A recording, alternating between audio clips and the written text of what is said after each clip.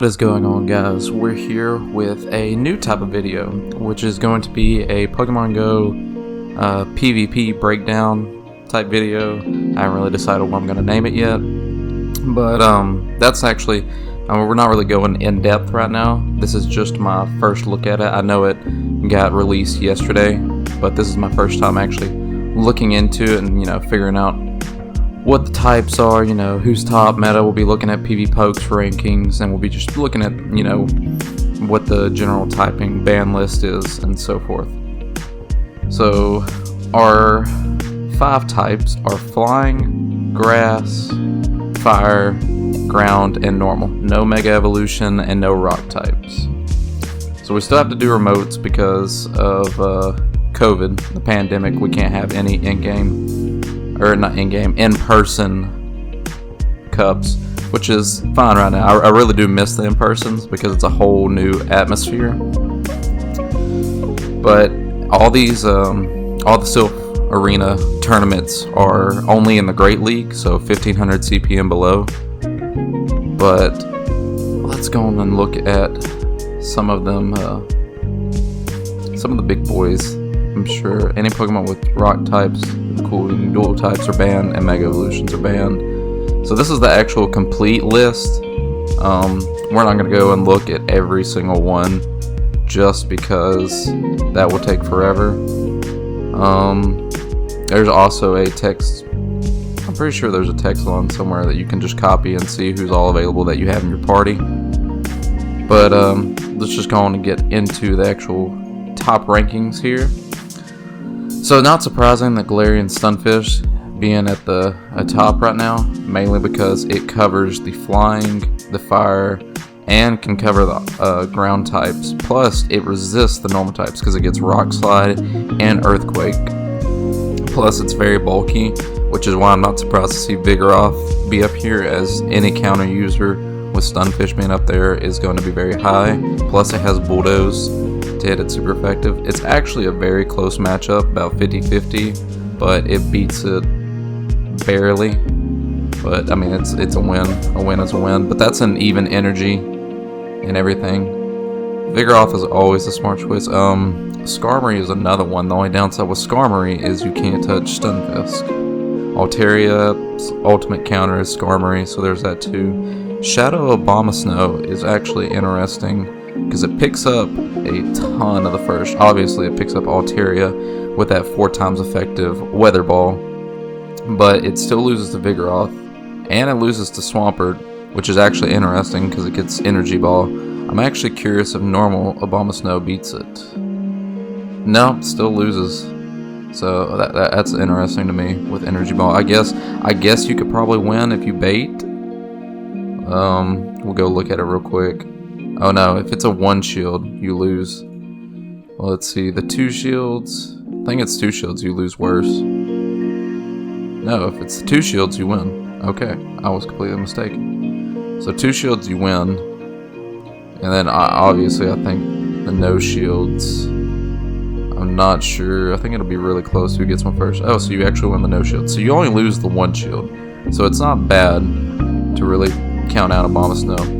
Interesting enough, Zapdos is up here. I guess because it covers a lot of the top, and Vigoroth with energy could easily beat it. Swampert's close. So, I mean, a lot of its key wins are very close, and a lot of its hard losses are bad. Like Galarian Stunfisk absolutely walls the crap out of Zapdos. Articuno, I can't really say that it would really be that viable, just because of how squishy it is. I mean, the Ice Shard Icy Wind is great, but in Great League, it really needs shields and isn't really going to do that much. Plus, you need the Legacy Hurricane, which everybody should have technically right now because we literally just got done with Articuno raids. Surprisingly, I haven't seen there's Victini in here.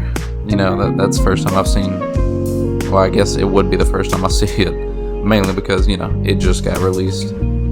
But let's see what else.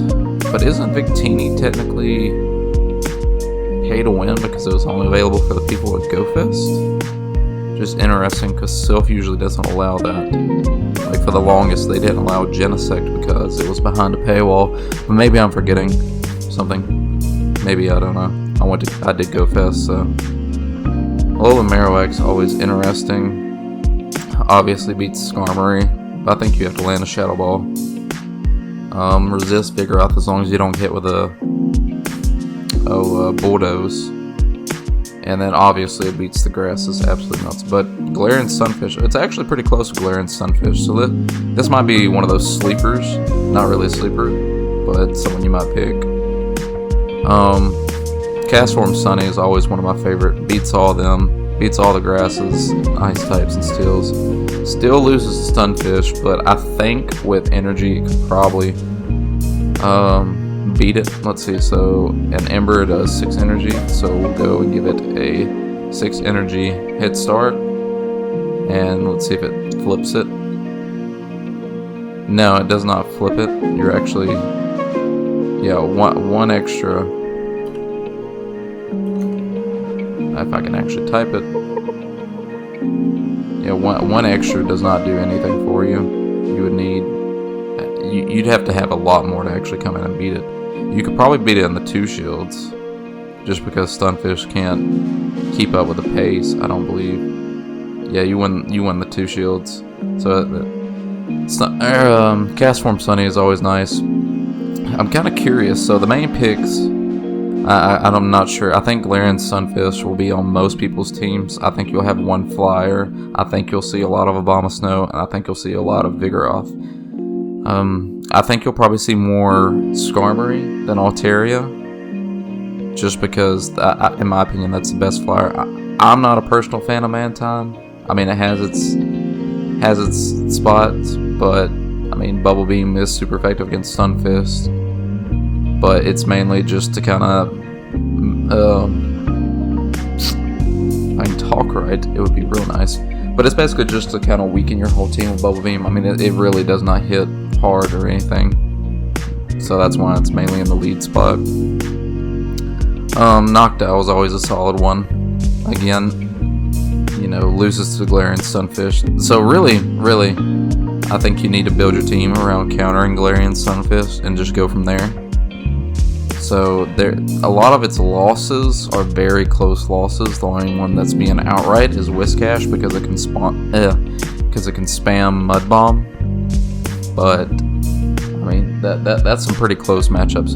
But this is just my first impressions of it. I mean it's not a full-on breakdown. I'll probably have some more videos actually going in depth about, you know, the matchups and so on and so forth. It may just be some practice battles that you see. But this was just an attempt to, you know, see how this would go, honestly. I'm honestly surprised to see Lugia up here. I guess just because it's bulky and it gets a Hydro Pump, so Stunfish doesn't completely wall it out. Resist Vigoroth's counters.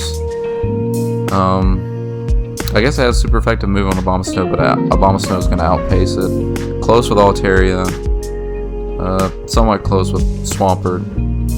But loses hard to Mantine, obviously loses to Skarmory, unless you land the Hydro Pump. If you land the Hydro Pump on Skarmory, then GG Skarmory. Whiscash, I believe, will probably have to hit a Blizzard to actually win this. And even then, it's very close. So it does have to land a Blizzard with the bait. Let's check the 2 shields. And 2 shields, I'm sure you lose that one. Yeah, it's a bit closer. And the no shields, I think you win. Yeah, the no shields you win. Oddly enough, you just go for 2 sky attacks. Why don't you just go with straight Hydro Pump? If you go straight Hydro Pump, you lose, which is interesting. So sky attack is a really nice move. So good to know. I actually did not expect that. But I think that's going to be it for this video. I just want to thank y'all for watching, and if y'all want more, let me know, or if y'all have any advice or more things I could go in depth to, and let me know. But oh, actually I did have one last thing that I want to cover. If you actually wanted to join one, there are actual links, or I'll drop them down below. But There's a Discord map. That's how you really are going to have to communicate these right now, since they're all remote and not in person. But if you find like a local Discord, then join it and see if they're hosting a Silph tournament. You can also, whenever it actually hits like October 1st, a lot of these Discords will post it on the Silph map on, let me actually look and see if I can find it for you. So if you go to tournaments and you go to local tournament map, I'll also just post this link down below. It'll show you, like if you go to your location or whatever, then it'll see, it shows different ones when they're already hosting it and stuff like that. So if you just go there and look, you can basically figure out, hey, you know, I want to do that cup. Okay, figure out when they're doing it and try to usually see, like say I wanted to do the midday sunrise cup, I go to it and it actually tells you the Discord. Well, you actually have to log in, but it'll tell you the Discord and you can join. But that's basically the main way to do it. So I just figured I'd explain that. But that's really all. So I just want to say thanks for watching, and if y'all want more, like the video and subscribe. Appreciate y'all watching. Bye guys.